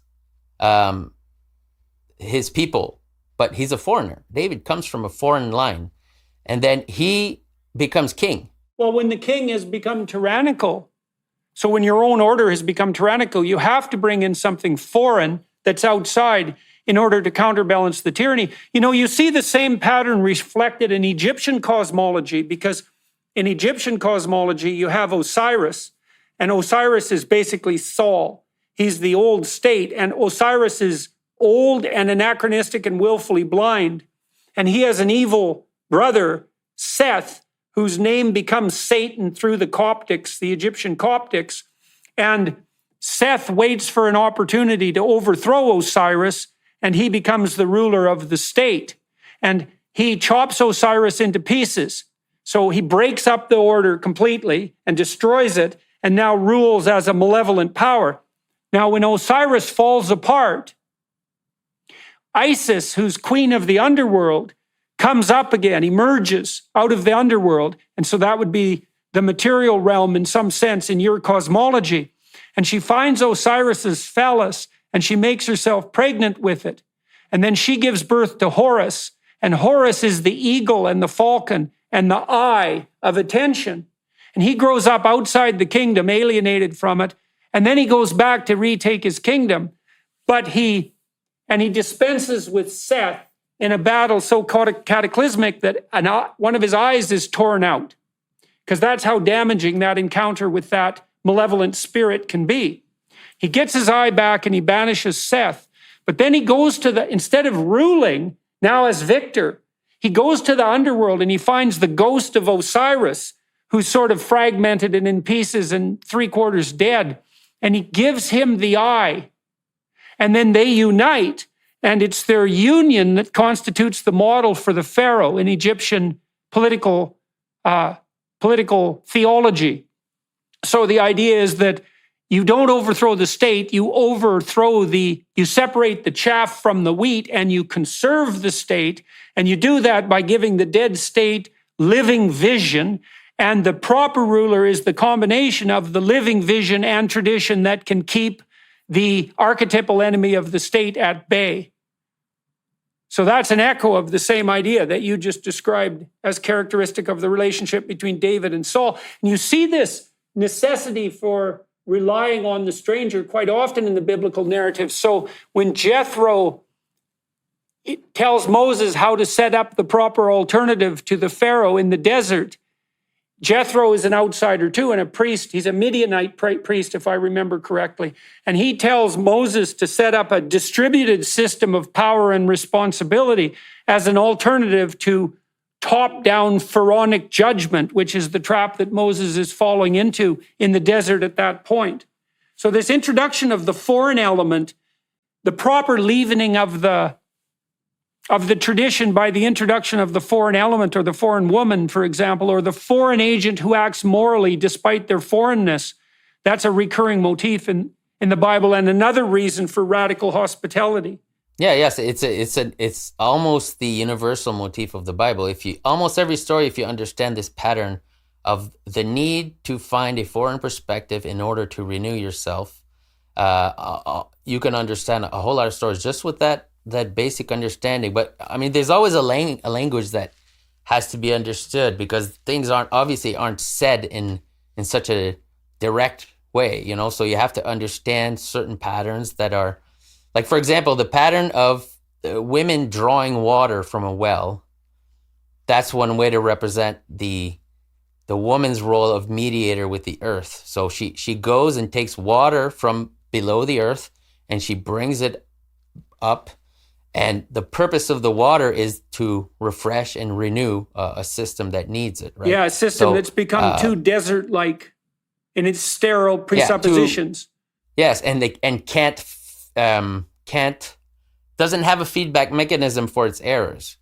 I mean, if you have something that's too rigid and error inserts itself into it, and you don't have a feedback mechanism or a way to cleanse it, like to wash your feet. This is how it's described in the Bible. If you can't wash your feet, then you'll end up with gangrene or something. You know what I mean? You'll end up with a serious problem. But so there's the woman that draws water from below the earth and brings it and waters. It's about renewal and refreshment of something. But so I'm just using this as an example, but it's the idea that almost every story in the Bible is describing some very basic patterns, and then you just have to learn the language that's used to describe it, because it doesn't speak in a mathematical way. You know, it doesn't speak with categories. It speaks with stories. But the stories are actually a lot more precise than people might imagine. It's not vague. They're also precise, and you point this out very well in your work, and your brother does this extraordinarily well too. They're precise. Their precision is amplified and bolstered by this fractal quality that you described, is that because people like Sam Harris, for example, this is not a criticism of Sam, are prone to say, you're just imposing an interpretation on the story, and how do you know that your interpretation is correct? There's actually a technical answer to that, which in psychology is known as a multi-method, multi-trait construct validation process. And the idea is that if you want to see if something's actually there, you have to view it from a number of perspectives, as many perspectives as you can manage, and then you have to see if each perspective provides the same view. And so one of the things that you do that's so remarkable in your book, which I think gives it an extreme level of validity and reliability, is that you say, well, here's a pattern I inferred from Genesis 1. And then look, this pattern replicates itself 300 times. And how in the world? So either you've done a remarkable work of imagination, imposing an order that isn't there, and you've managed to pull out 300 exemplars showing the existence of that pattern, or you've actually found something that's implicate in the text itself. And I was certainly convinced by your book that you had done the latter and not the former. And I would also say that it wasn't merely a consequence of reading your book, because your book doesn't exist in a vacuum. And the symbolic language that you lay out so clearly and with a tremendous dearth of references, which is quite interesting, is very much akin to the same pattern that emerges out of the writings of people like Mircea Eliade and Erich Neumann and Carl Jung and the great investigators of myth who have made propositions, put forward propositions that are very similar. And so Camille Paglia told me once, I thought this was extremely interesting, I'm a great admirer of Erich Neumann, who wrote a book called The Great Mother and another called The Origins and History of Consciousness. And he provides a very acute and deep summary of Carl Jung's thought. He was a student of Jung's, and Jung wrote an introduction to The Origins and History of Consciousness and said it was the book he wished he was able to write, which is pretty damn high praise. And Neumann's work is analogous to your work in its symbolic language. And Paglia said that had the postmodernists turned to Erich Neumann instead of Michel Foucault and Jacques Derrida and the French continental philosophical neo-Marxist crowd, that the entire history of intellectual endeavor in the humanities in the last 60 years would have been written very differently. And I think that's absolutely true. I had come to the same conclusion independently of her, and we're quite different as thinkers. And so it was quite striking for me to hear her say that, especially about a work that's as relatively obscure as The Origins and History of Consciousness, which is a great book. It's a truly great book. And I definitely see your work in the same tradition. Yeah, I think one of the maybe main differences with what I'm doing, maybe I come to similar results, but one thing I didn't want to do was to do like a work of comparative religion. I tried to avoid that. Not that I find anything wrong with that, but I tried to write something that only was based on the imagery of the Bible. Like, I didn't want to get into comparative religion. I just didn't want to do it. There's already work like that exists. So, well, you did your comparisons within the biblical stories. So you took a comparative approach, but it was a within text comparative approach, which I thought was very powerful and very compelling. And one of the things I should tell everyone who's watching and listening is that Matthew's book is very, very straightforward. There's none of the murkiness, let's say, that characterizes Carl Jung's work, for better or worse. And believe me, I'm not making myself out to be a credible critic of Jung. He was unbelievably brilliant in 50 different ways. But Matthieu's book is, I described it to my son, who is a computer programmer, as a programming manual for the biblical narrative. And you mentioned before we started talking today that is in part your background, that you do think like a programmer. And so maybe you could explain that a little bit. Well, for sure, my thought processes were definitely influenced by mathematics and computer science. The mathematics, maybe just for the rigor of it. I mean, not every discipline, academic discipline, has the same level of rigor as mathematics, and there's a little bit of slackness sometimes in certain areas, I think, which lead to just things kind of being just opinions, you know. But when you study mathematics, you get used to just the basic habit of not dealing with opinions. You know, I'm dealing with derivations from principles. You could disagree or agree with the first principles in mathematics if you want, but you can hardly disagree with the derivations they come up with. And so that's, I guess, influenced a lot of my rigor. And then the other aspect, I would say computer science definitely prepared my thinking for a fractal way of understanding things, because one of the rare, I would say, disciplines that exist that study fractal thinking, I would say, is computer science. Okay, expand on that, because I don't understand that. I understand the fractal issue with regard to the stories, but I don't understand its role in computer programming. Well, I mean, a part of computer programming is to learn how to think with recursion. So recursion is fractality, basically. It's just you have a pattern that includes itself and defines itself within itself. So it's just a different kind of thinking. You need to get used to that kind of thinking. You can't just pick it up like that. You need practice. Okay, I just released an essay writing app called essay.app with my son, and it's also based in some sense on the principle of recursion. And so it teaches people to edit their writing while simultaneously apprehending multiple levels of interpretation. And this is relevant to the layered structure of reality that you lay out in your book. And so, well, what are you doing when you're writing? Where's the meaning? Well, you would say, well, it's in the lines that make up the letters of each word. And then it's in the letters themselves, and then it's in the words, and then it's in the phrases and the sentences and the organization of the sentences and the ordering of the sentences within paragraphs, and then in the ordering of the paragraphs. And all of that everything at each level has to reflect the totality as a whole in order for the piece of writing to be edited properly. And you point out in chapter 11, when you're talking about the spiritual and material dimensions, something akin to that, again, working on this idea of a hierarchy moving from earth to heaven, using the old cosmology of light, air, water, and earth as a representation of that cosmology. And so imagine that we're moving from dark and heavy to bright and light.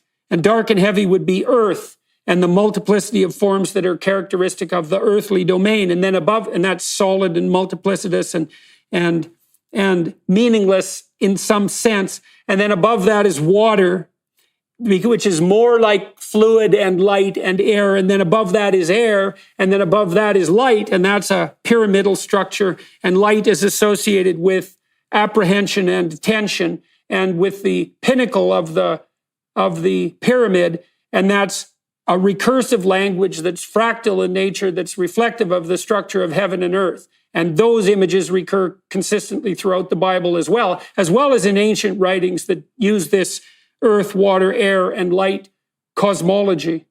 Yeah. It's about seeing the always miniature versions of things within themselves. But I think, like you said before, there are tests that you can do to know if your interpretation is just your opinion or your fancy, or if it's actually something legitimate. And that's exactly what it is. If you can find the patterns that you're describing at multiple levels of the story. And also there's other patterns. I mean, I think a lot of people who criticize the Bible, many times atheists, I guess, they're just being dishonest. They don't know the stories. They don't know what they're talking about. So, I mean, it's a very unsatisfactory criticism, in my opinion. So it's like me criticizing a language that I don't even understand and not even trying to learn the language. So Or it's also like a scientist casually criticizing deep literature.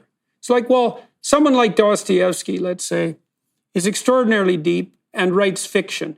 And the notion that that fiction is somehow meaningless is absurd. And the notion that there aren't depths of fiction is equally absurd. And the idea that there are depths means that there's a hierarchy. And the idea that the deepest parts of the hierarchy of meaning are the divine parts is a matter of definition. It's not a matter of interpretation. It's like, well, we experience deepest things at the deepest levels. And to not regard the Bible in some fundamental sense as the deepest of literature is only to reveal your ignorance about the subject. It's as simple as that. As whatever the Bible is, it's certainly deep and mysterious, and not least because it's so intensely cross-referenced, right, and has this immense, amazing fractal structure that you described.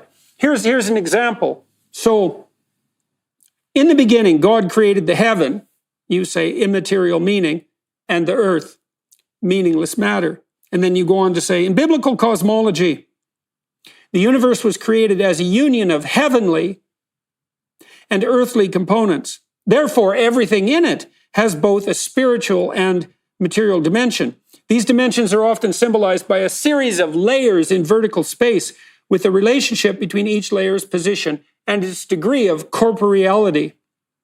Top layers are light and supple, and bottom layers are heavy and solid. Then you analyze Genesis 1-2, the layers of vertical space. Earth. The earth was meaningless and confounding. Water above the earth. Darkness was on the face of the deep. Air above the water. The wind of God hovered over the face of the waters. Light above air. Light. God said, let there be light, and there was light. This topography of vertical space is illustrated in the following diagram. You present a pyramid with the earth at the bottom and light at the top. Multiplicity of earthly phenomena, let's say, and a singular unity of light at the top. However, there is no need to associate the dots of that illustration with atomic theories of matter. Instead, they simply illustrate the varying densities of tangible stuff for each of these levels. The top levels are more implicit than the bottom levels, and therefore have a less corporeal presence. In addition to their degree of corporeality, these layers are also defined by their degree of brightness. So earth is dark and heavy, and light is obviously bright and light. Together, these two dimensions provide a complete picture of vertical space in ancient cosmology. The material dimension goes from heavy to light, while the spiritual dimension goes from bright to dark, or from clear to obscure. There is also an inverse relationship between these characteristics. Highly corporeal things will naturally be low in brightness, and vice versa. To fully understand this inverse relationship, it is important to realize that matter was inherently connected to darkness in ancient cosmologies. In practice, this is the phenomenological aspect, this is due to the fact that matter causes obscurity, depending on its degree of opacity. In other words, earthly substances block the light completely, while more fluid substances, like water and air, have greater degrees of transparency. Hence, there is an inverse relationship between the degree of corporeality of a substance and its degree of clearness. Substances high in corporeality are obscure due to their complexity, while substances that are low in corporeality are clear due to their simplicity. And we'll close with this. This pyramidal structure is a fundamental pattern of interpretation in the Bible. It attaches a spiritual quality to objects and events based on their position in vertical space. In this context, something may be depicted as too high when it is too simple to understand, and too low when it is too complex. True knowledge is usually depicted as central, in the sense that it is complex enough to be tangible and simple enough to be meaningful. It's brilliant. Very short chapter, chapter 11. We read most of it. A marvel of, what would you call that, centrality of meaningful clarity. And so, hooray for that. You do the same thing in the next chapter, in some sense, with Nebuchadnezzar's dream. Yes, exactly. As I was listening to you read that, I was saying to myself, oh, that's why I used diagrams in my book because when it's just a description like that, it sounds very complicated. And when you just look at the picture, it's like, okay, yeah. So as they say, a picture is worth 1,000 words, right? I found an analogy between your use of diagrams in this book and my use of diagrams in my first book, Maps of Meaning. While I was working out the ideas in that book, which are analogous in many ways to the ideas that you're presenting, we're definitely what sniffing down the same trail, let's say. I found that in order to understand what I was doing, I had to make the diagrams. And then I decided to include them. There's some 70 diagrams. You have many more diagrams. They're more differentiated than my diagrams by quite a margin. I'm going to read Nebuchadnezzar's dream from Daniel 2:31 because I think it's a great example of this isomorphism of pattern, and in such a surprising sense, right? Because in the previous chapter, we have the image of the cosmos that God creates laid out in 4 lines and the relationship between the different levels. And then we see the same thing reflected in a dream using entirely different imagery, but the pattern is the same. So this is from Daniel 2:31 to 2:33. This image,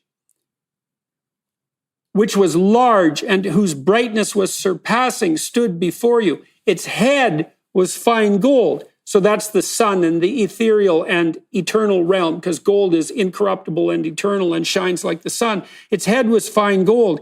Its chest and arms were silver, moving down the hierarchy. Its belly and thighs were brass. Its legs were iron, and its feet were iron and clay. So it gets heavier and more material as you get closer and closer to the earth. And it gets, in some sense, more vulnerable, too, as you move down it's more vulnerable in some sense as you move down the hierarchy. That's why we use the expression feet of clay. Yes, it gets harder but more corruptible. Yeah. Yes, the top of the statue is a head of gold, which is the brightest and rarest of metals. Conversely, the bottom layer is made out of iron and clay, which is the hardest and most common of metals. So this statue is a microcosm of the elemental hierarchy of light, air, water, and earth that stretches from heaven to earth in biblical cosmology. Yeah, brilliant, I thought. So, all right, so let's turn to Jacob's ladder. Okay. Do you want to delve into that momentarily? Because that's a very striking image and one that's rooted in ancient shamanic tradition as well. The notion of a liana between heaven and earth. Jacob's vision is definitely that. So that's another example of a hierarchy. Yeah, but I think it's another example also of, if you look at these stories, these ancient stories with the wrong perspective, they look completely arbitrary and random and as if they were just inventions, pure inventions. But if you use just the basic categories of these cosmologies themselves, then they become pretty self-evident. Like, why is there a ladder between heaven and earth? I mean, if you're thinking materially, why is there a ladder between heaven and earth? It doesn't make any sense. But if you think in terms of an ancient cosmology where everything is based on the idea of heaven joining earth, then obviously there's a ladder between heaven and earth. And a relationship between the abstract and the concrete, and a relationship between the infinite and the finite, and the relationship between the psychological and the material. And that has to be a structure with some intermediary levels. Yeah. Yeah, exactly that. So you can always look at things with different lenses. And if you look at the stories in the Bible with the lens of the basic patterns of heaven and earth and things like that, then a lot of the questions that seem unsolvable, they become not only unsolvable, but self-evident. So like, why is there a tree in the Garden of Eden? Self-evident. Why is there a ladder in Jacob's dream? Self-evident. It's always just the connectors of heaven and earth. Boom. Problem solved. You know what I mean? It all depends on how you look at it. Sometimes you look at something in one way, it seems very complicated. You look at it in another and it's like, oh, okay. Right. Well, and you described earlier, and I think this is worth revisiting. I mean, we're going to revisit the Sam Harris or even the postmodern critique. And so, because it's quite interesting that Sam and the postmodernists do the same thing, which is, how do you know you're not just imposing your arbitrary interpretation on a set of stories? And then how do you know that your arbitrary interpretation just doesn't serve your need and motive for the expression of power? And those are good questions. But you can't rush right to the answer that all interpretation is nothing but the self-serving imposition of power, and it's all arbitrary except at the behest of your whim. Jesus, that's definitely throwing out the baby with the bathwater, and it's a very simplistic interpretation. You could say the same about science, too. I mean, anyone who claims to have a theory about reality, you could say, how do you know it's not just in your head? I mean, you could say that about anything. The answer is the same. How do you know? You experiment and you prove that your ideas and your theories are explain the phenomenon. It's the same thing in a story. If you say this is all about a certain pattern, that's like your theory. Well, I can prove it to you. I'll read the story and I'll show you that it's always an expression of this pattern. So you prove it in exactly the same way as science proves its theories. You can also prove it the same way that Kierkegaard and the existentialists insisted. And I would say this is basically an act of faith, which is you can take the pattern and you can act it out in the world. You can use it to govern your perceptions and to rule your actions. And then you can see what happens in your life. And I think a lot of the injunction in the Bible in relationship to faith isn't the command to accept a certain description of reality at the propositional level, but to act in accordance with this divine cosmology, and then to see the manifestation of that. That's the fruits, right, by which the tree is known, to see the manifestation of that decision to act and perceive in that manner in the world.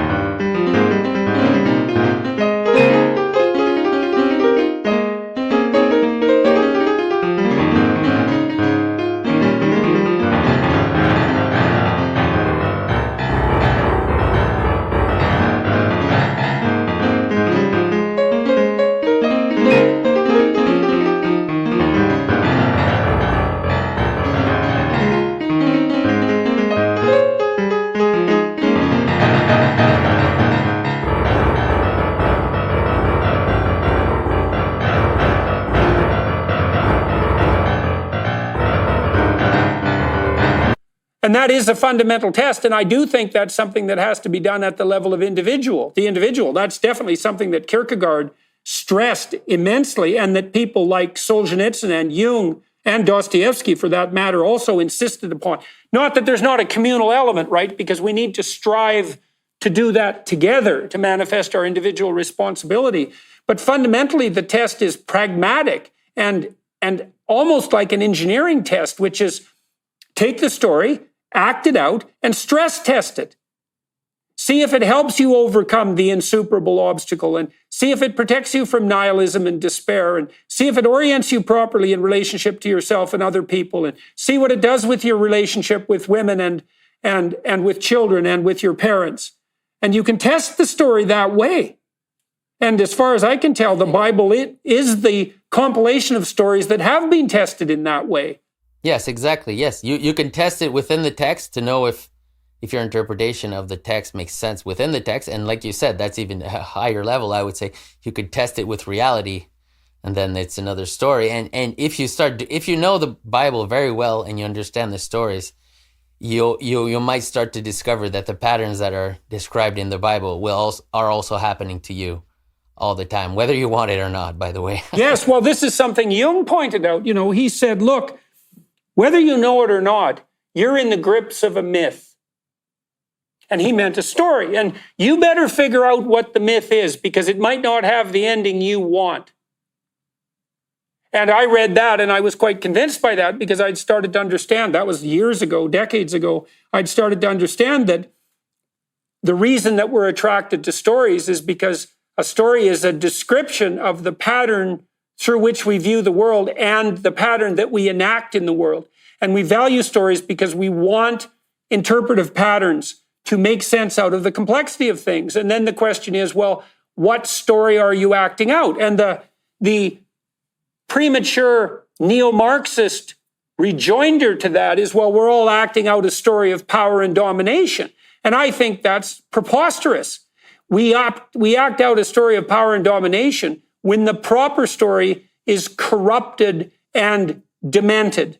So if your relationship with your wife is governed by power and authority, then you have a pretty appalling marriage. And if all you do is dominate and tyrannize your children, well, good luck with that. And if you bring the same attitude towards your friendships and your business relationships, you're not going to have any friends. You might have cronies or bully henchmen, and you're certainly not going to be successful in any voluntary business arrangement. So there's a different ethic that governs our perception and our actions, and it is oriented towards this higher spiritual realm that you laid out conceptually, and that's detailed out as a characterization of the spirit that we should mimic in the biblical corpus. I think that's all become quite clear on the cutting edge of cognitive science, let's say. Yeah, you can't. Part of the narratives of the Bible is to move from a state of competition where it's just raw competition. I think kind of what you were describing here with just imposition of power. So there's the realm of competition, and that's symbolized by a cycle. And then it might look like a fun thing to be in the realm of competition, but it's not, because you always end up, sometimes you're on top, sometimes you're at the bottom, and it's a painful experience, right? So what you want is to have a solution to that competition at one point. So a lot of the stories in the Bible of competing brothers are about exactly that. So Jacob and Esau and... Right, it's zero-sum competition. Because you do have a competitive relationship in some sense between Adam and Eve, because there's an adversarial relationship there, though, that's bound in a higher order. It's not competition over a finite set of limited resources. Yeah, and that there's a name for that in the, let's say, the Jewish cosmology or biblical cosmology. There's the concept that there's a difference between what's called an outer cycle and an inner cycle. An outer cycle is when you're in competition, like a war. That's an outer cycle. And then an inner cycle is a contained competition, usually made for selection, and not always. There's other reasons for it. And the contained competition is what you want. It's basically what I was talking about, the role of Eve. It's something like a contained competition. Like, for example, let's say in medieval, it's like a tournament. A tournament. That's a contained competition for selection processes. And that's like it's the female role that does the tournament. Piaget, the developmental psychologist, identified that as a hallmark of appropriate developmental play.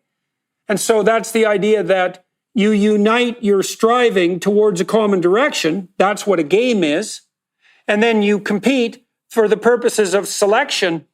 Well, the selection is the victory in the game, but it's also the tuning and adjusting of yourself as an ever greater player, both at the skill level, which would be dependent on the particular sport, but also as a team player as such, because you also need to facilitate the development of your team, and you have to learn to abide by the rules that constitute the fair structure of the tournament. Yeah, exactly. It's a contained... and so that's not a zero-sum. Yeah, no, it's not zero-sum because it's not a real war. You're not trying to obliterate your adversary. You're in a war, but part of a system. It's the, like I said, the feedback mechanism for a system is called an inner cycle. And when you lose that, then you fall into an outer cycle, which is war. Now you're in constant state of war and competition. When you lose that, you fall out into an outer cycle. So that means that if you don't conduct yourself in some fundamental sense according to the rules of advanced development fostering play, that the alternative to that is that outer cycle of real conflict in the world where negotiations and unity break down and you're forced into a state of tyranny or slavery or war. That's the alternatives. Yeah, and you don't have an arbiter when you're in that level. When you're in the other level, you have is that how you say in English, an arbiter? Yeah. Or a referee. Arbiter sport. is fine. A referee. Yeah, okay. You don't have that in the war domain, so it might be a never-ending conflict. This is actually one of the, if you are familiar with the story of Jacob and Esau, we have that in that story. It's pretty clear. It starts with the mother, which is Rebecca. She says that inside her womb, they're fighting. She has twins, right, inside her womb. They're fighting inside her womb. So this represents the inner war, the inner cycle that's mediated by her inside her womb. So she has like the wisdom to mediate that, and so she decides who is worthy to be the inheritor of the father. You see what I mean? So there's like an inner conflict inside the womb, and she decides it. She does some little tricks there, a little bit of deception there, but she decides who ends up on top. And the reason she does that is if she didn't decide it correctly, there would have been an outer war. Probably that would have lasted forever between the two, between Esau and Jacob. But then, so basically, what she did avoided a never-ending conflict between the two brothers. And the reason is, well, I don't necessarily want to get into too much detail, but the reason is something like Esau represents the firstborn in general in the Bible, represents the idea that you have to solve the problem now. That's the firstborn, because that's his job. Because the firstborn inherits the problems. He inherits the wealth, but he also inherits the problems. And he inherits the times that he's in. So if you're living in a rotten time and you're the firstborn, it's actually not a good thing. You might think it's always better to be the firstborn, right? But no, if you're born in a state of inversion and clown world state, like right now, if you're born in a state of corruption, then you don't want to be the firstborn. Because you're going to have to deal with that problem right now. And the secondborn, or after, the youngest or whatever, represents a time span that will happen before it becomes your problem. So in a way, when you're in a corrupt world, it's better to be the secondborn. And a lot of stories in the Bible relate to that. So Cain and Abel is the same thing. So in the story of Cain and Abel, the fall just happened. So the earth is cursed. And Cain is the firstborn, so he has to work the earth. That's his job. He inherits this world. This is a way to describe it. This world, and he's in a corrupt world where the earth is cursed. So it might seem like a great thing that he's the firstborn and he inherits the land, but it's not, because it's cursed.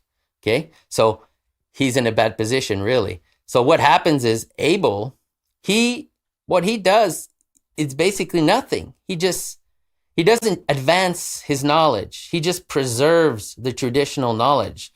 So in a way, Cain represents the scientist in a way, and Abel represents the priest or the traditional. So let's say, for example, in Christianity, the Abel would be something like the continuation of the tradition of Christianity, while Cain would be the one who's got to solve the problems as they are right now. And then when there's a fall away from understanding what tradition means and how it applies to reality, then Cain is in trouble because he has to still solve the problems of the earth. So like a scientist, he has to see what's in the earth, see what's the facts that are before him, and he has to solve them.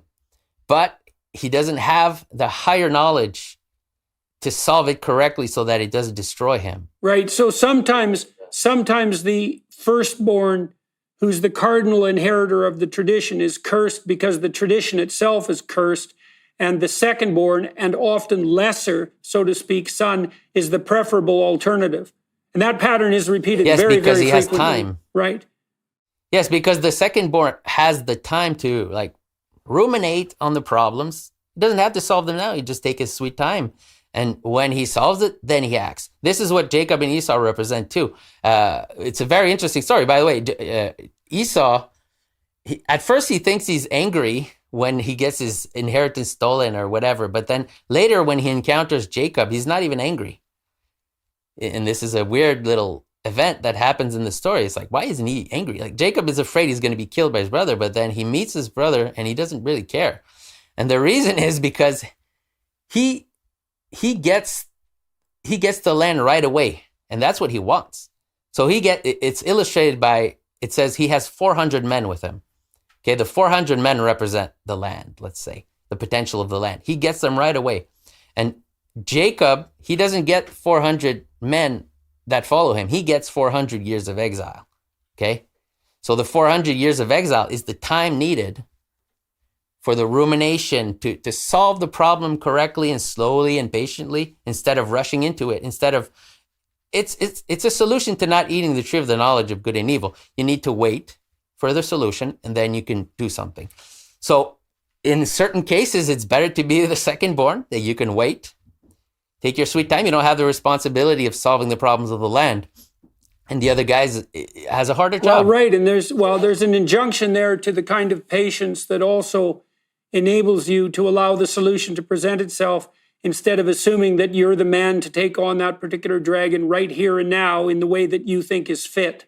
Yes. And that's the burden of the firstborn. That's the burden of the firstborn. He has to do it now.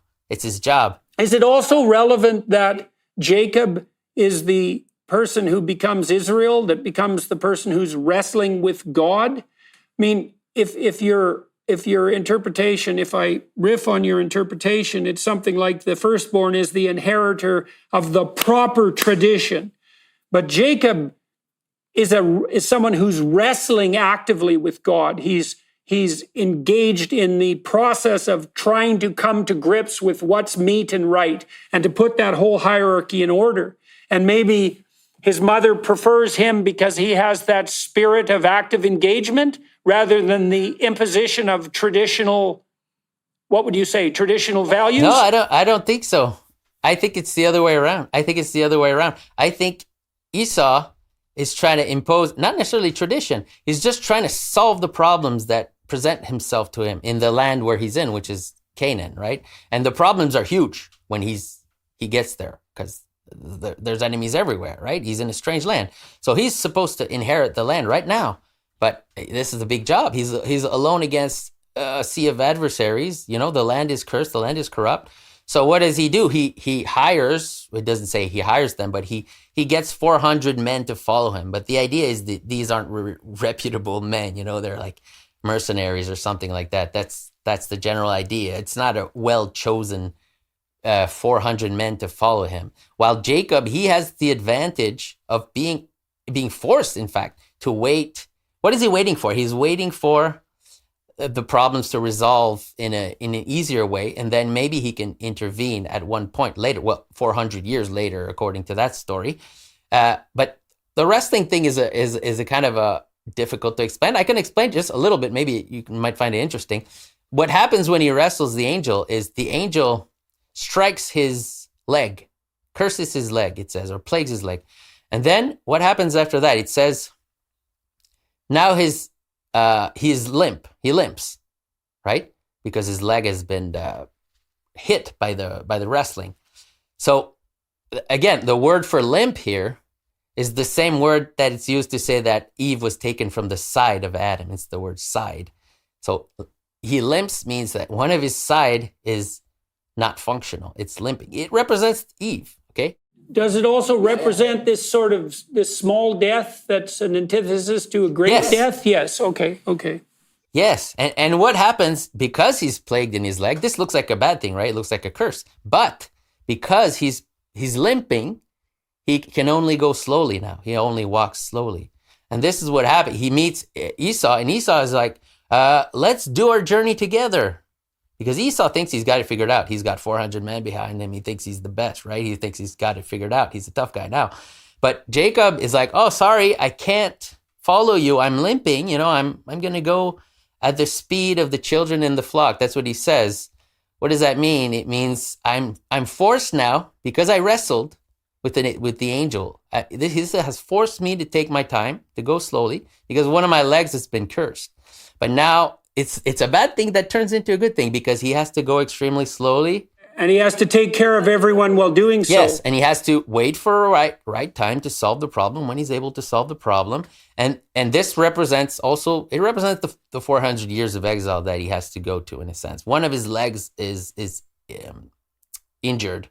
And that represents the time also that he has to go into exile. And see, it says in the story, when he gets his leg injured, it says, to this day, the children of Israel don't eat from the sinew of basically the place where he was hit, where he was cursed. See, what that means is it's the equivalent of saying, we're not eating from that part that we can't handle.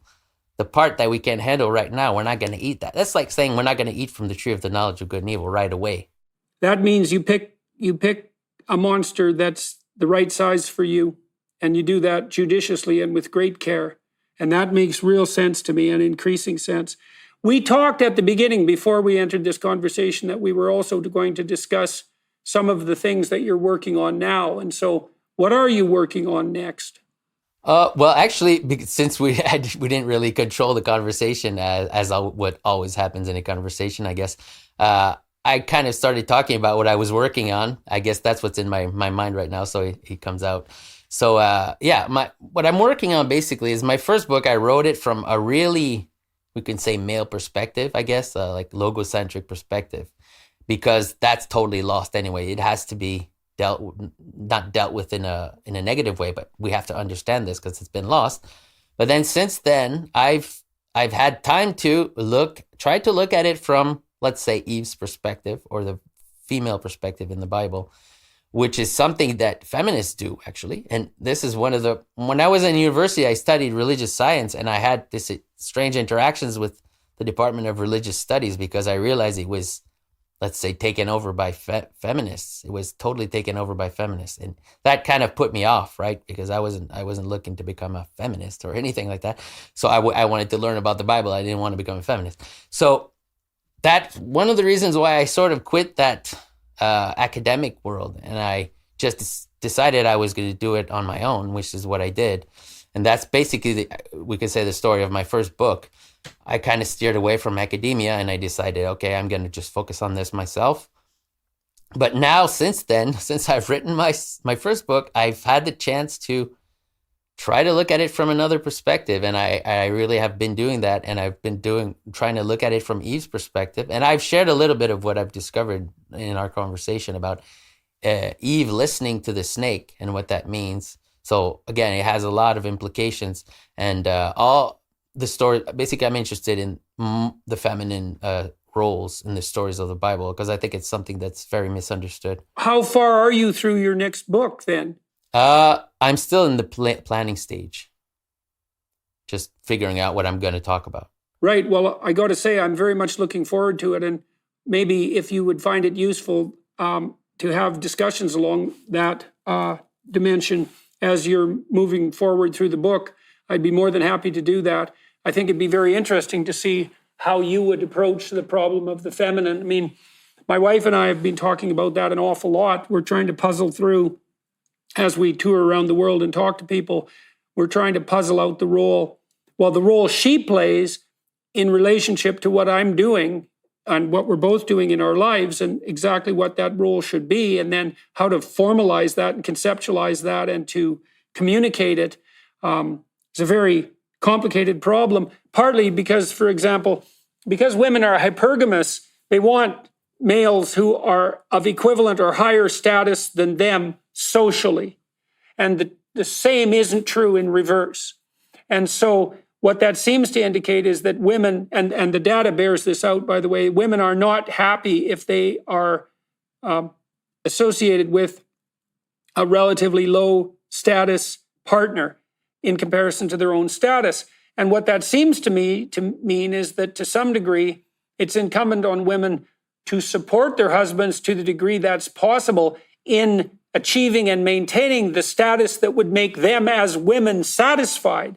And I don't exactly know what that means practically in relationship between a man and a woman, but I know there's something that's deep about it, and that it's something that our culture has done a very bad job of sorting out conceptually and technically.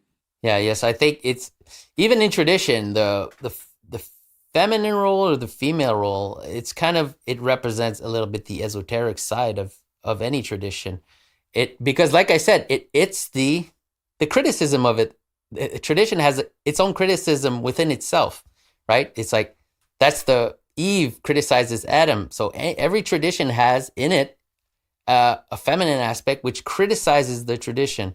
But this is done discreetly, right? That's it's done lovingly and discreetly. So yes, so you have to read between the lines. Right. Well, the criticism should be one of encouragement rather than denigration, right? I mean, if I'm going through someone's essay and criticizing it, and all I do is tell them how terrible it is and how stupid they are, that's not going to be helpful. But if I say, here's the way this sentence could be reformulated to make it clearer, and here's something you wrote that's really quite stellar, and I help them separate the wheat from the chaff, then the criticism serves the higher purpose of having them develop. And that's a purpose that's part of love, because love isn't just acceptance, it's also encouragement. That's the judicious part of love, and the antithesis to what would otherwise be an overwhelming and drowning mercy. Yes. So, basically, we've been a little bit discussing these questions. I guess, like I said, is because what's going on in my head, that's the subjects that are interesting to me right now. So I can't help but communicate them, I guess. But yeah, it's because it's discrete, because the female role of criticism of a tradition is discrete, it ends up being hidden in a way. And when you can find it, it's hard to find. If you can't understand it, it's hard to find. If you start to understand it and you see it, then you see it a little bit everywhere. And you see the female role is just as important as the male role in the tradition, but it's discrete. Because when it stops being discrete, then it becomes an adversary. So there's a proverb that says, how does it go? It says, a golden ring in a pig's snout is a woman without discretion, right? That's the whole symbolism that I'm describing can be summed up in that proverb. And the word in that proverb, without discretion, the word is actually taste. It's translated, you could say, without taste. And what that means is taste. The ability to taste is part of the female role. It means eat just a little bit. That's what tasting is. Yes, women actually have a much more differentiated sense of taste and smell, by the way, than men too. Biologically speaking, yes, I didn't know that. Yes, it's the case. So if you eat just a little bit, it's like the taster of a king, basically, right? The idea is a taster of a king doesn't die every time he does his job. That's ridiculous. He has to have a sense of taste that is extremely refined, so that if he tastes something, he can know, this is poison, don't eat it. So that's part of the mystery of the female role in the Bible. It's like a woman with taste. The female can identify what's poisonous early so that it doesn't become so poisonous that it's destructive. And that's part of that discretion and judgment. Yes. And she can bring that to the attention of her mate. Here's a potential place of danger and peril that you're overlooking. That would also make sense in relationship to women's finer tuning on the negative emotion side, because women do feel negative emotion more intensely than men. And that means that they're bellwethers or alarms in a real sense. And they need to be that because they also have to be sensitive to the more, vulnerable needs of children. Yes, that makes sense. Yeah. Well, Matthieu, it was a great pleasure speaking with you. I appreciate it a lot. I really liked your book. I would say to everyone who's watching that you could do a lot worse than to spend a couple of hours reading through Matthieu's extremely clear book, The Language of Creation, 2018, Cosmic Symbolism in Genesis, a commentary. That's available broadly on, the easiest place to get it is Amazon. It's very well reviewed on Amazon, especially for a self-published book. And I think it's a travesty in some sense that it had to be self-published, because I do think there's some real possibility that it's a great book. And a great book is a very difficult thing to manage, especially when it's simultaneously deep and clear. And I found it extremely useful. I'm going to read it again. I'm really quite in awe of your capacity to unite the highest and lowest in such a clear and concise and straightforward and rational manner. So to the degree that you were serving the masculine logos in relationship to that book, man, I think you nailed the target dead on. Hello, everyone. I would encourage you to continue listening to my conversation with my guest on dailywireplus.com.